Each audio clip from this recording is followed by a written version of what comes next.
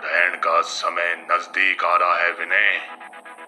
कुछ समझ में नहीं आ रहा है फादर। अभी कैसे मासूम बच्ची के माफिक लग रहा है, और कुछ घंटों पहले कैसा था?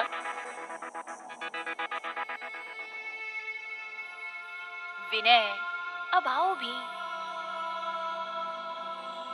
देखो कौन आया है आपसे मिलने। पहचाना इनको? पता है, ये आपके लिए एक गिफ्ट लाए हैं। Wow, chocolate.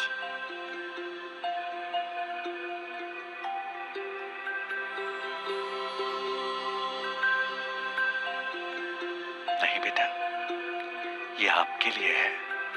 चलो अब जल्दी से इसे खत्म करो, हमें घर भी चलना है ना। मैं जानती थी विनय, तुम मान जाओगे।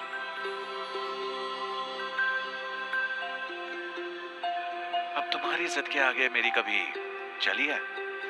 जिद की बात नहीं है विनय, यही सही फैसला है। हाँ शायद, तुम साथ हो तो देख लेंगे जो होगा।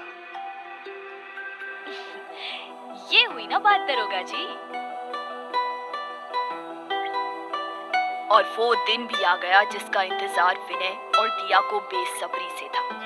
मगर उस दौरान लिलियाना मारियानो के साथ वहां से दूर थी। विनय और दिया सगाई के बाद आखिरकार शादी कर रहे थे, और अब वो दोनों पति पत्नी थे, और शादी के तुरंत बाद ही 9 वर्ष की एक बच्ची के माता पिता भी। कितने जल्दी ये सब हो गया ना दिया। कल तक वो हमारी सबसे बड़ी दुश्मन थी, और अब हमारी बेटी। अजीब है। मुझे लगता है तुम्हें अब भी शक है कि हमने उसे अडॉप्ट करके सही किया। वो कोशिश कर रहे थे कि लिलियाना भी आम बच्चों जैसी ही बड़ी हो। कम से कम दिया तो यही कर रही थी। निया, ये क्या नाम हुआ? विनय और दिया, मतलब मिया। और क्या।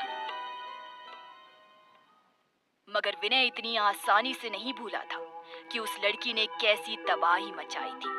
मैं ऑफिस जा रहा हूँ मारियानो, तुम उस लड़की पर नजर रखना।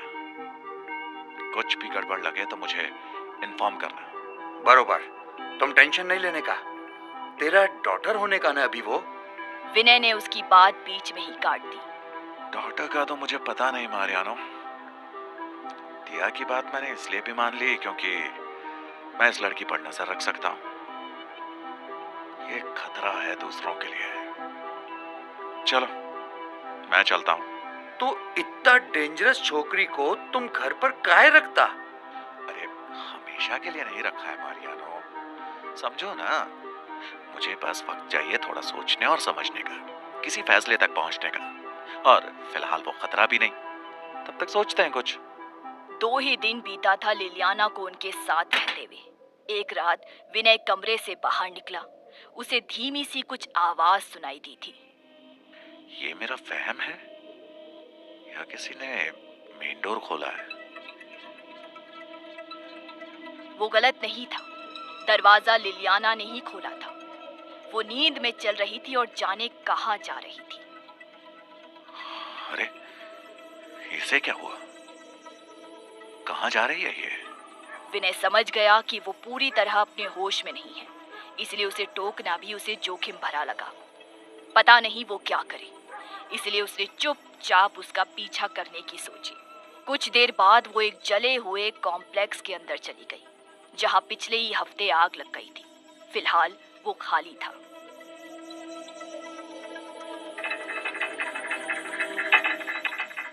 ये यहाँ क्यों आई है? वैसे भी ये तो खाली है।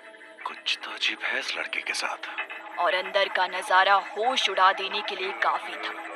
अंदर एक डेविल कॉल चल रहा था। जरूर उसी की शैतानी तरंगों से खींचती हुई लिलियाना वहां तक चली आई थी, और विनय के लिए ये बेहद सदमे भरा था। इसकी तो उसने कल्पना भी नहीं की थी। अरे हाँ, बताया तो था मारियानो ने कि हाफ डीमन और भी जगहों पर है, पर सोचा नहीं था कि इतनी जल्दी दोबारा इनसे मिलूंगा। ये जरूर एक डेविल कॉल है। उधर उस हाफ डीमंस ग्रुप के लोगों को भी अपनी आंखों पर यकीन नहीं हो रहा था। सुना तो था उन सब ने शैतान की बेटी के बारे में जो गायब थी, और तभी उनमें से किसी ने विनय को देख लिया और डेविल कॉल रुक गया। सभी विनय को देखकर उतने ही हैरान थे जितना विनय उन्हें देखकर था। अरे वो कौन छुपा इधर? सब देख लिया इसने। ओह नो, ये तो वो पुलिस वाला है। विनय के आ जाने से उन सब ने डेविल कॉल रोक दिया था। उसकी वजह से लिलियाना भी वहीं बेहोश होकर गिर गई। डेविल कॉल की जो शैतानी तरंगे उसे वहां तक लाई थी वो बंद हो चुकी थी। इसने सब देख लिया है, इसे छोड़ नहीं सकते। ऊपर से ये पुलिस वाला है। खत्म करो इसे और फिर लड़की को लेकर चलो यहाँ से। उधर लिलियाना को होश आ गया था और विनय को खतरे में देख वो घबरा गई। पापा, नहीं, दूर हटो सब। बेबी लिलियाना, ये ह्यूमन आपके काम का नहीं है, इसे हम देख लेंगे। आप हमारे साथ चलो। मार डालो उसे, लिलियाना, विनय को मार डालो। तुम बहुत पावरफुल हो लिलियाना। हम साथ में दुनिया पर राज करेंगे। विनय को मार डालो, लिलियाना, kill him।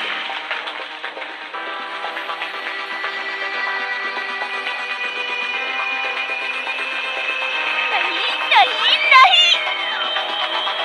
मेरा नाम निया है और मैंने कहा मेरे पापा से दूर रहो।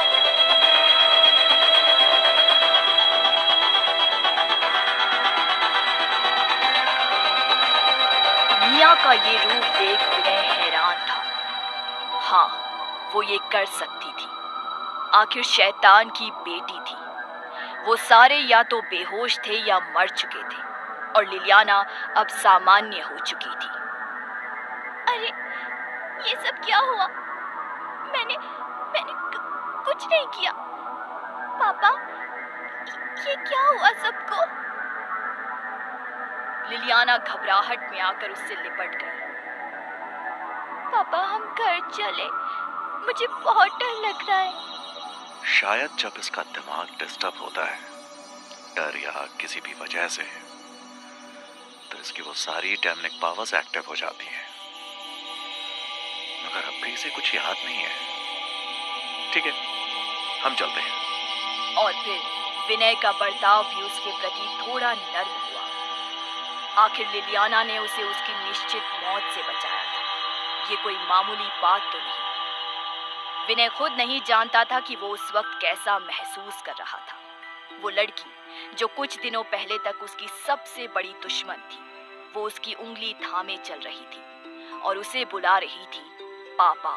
यही तो उसकी जिंदगी का सबसे संवेदनशील पहलू था। उसे अपने सौतेले पिता से सिवाय दुख तकलीफ के कुछ नहीं मिला था और आज वो खुद एक पिता है। क्या वो अच्छा पिता बन पाएगा? और तभी उसे कुछ याद आया। क्या हुआ पापा? आप रुक क्यों गए? इस डेविल कॉल से तो हम बच गए, मगर ऐसे हाफ डीमन ग्रुप तो न जाने कितने ही होंगे। सबको लिलियाना चाहिए होगी, और अगर ये उनके हाथ लग गई तो मुझे उन्हें दूर रखना होगा। दिया गलत भी क्या बोल रही थी? आज इसने मेरी जान बचाई।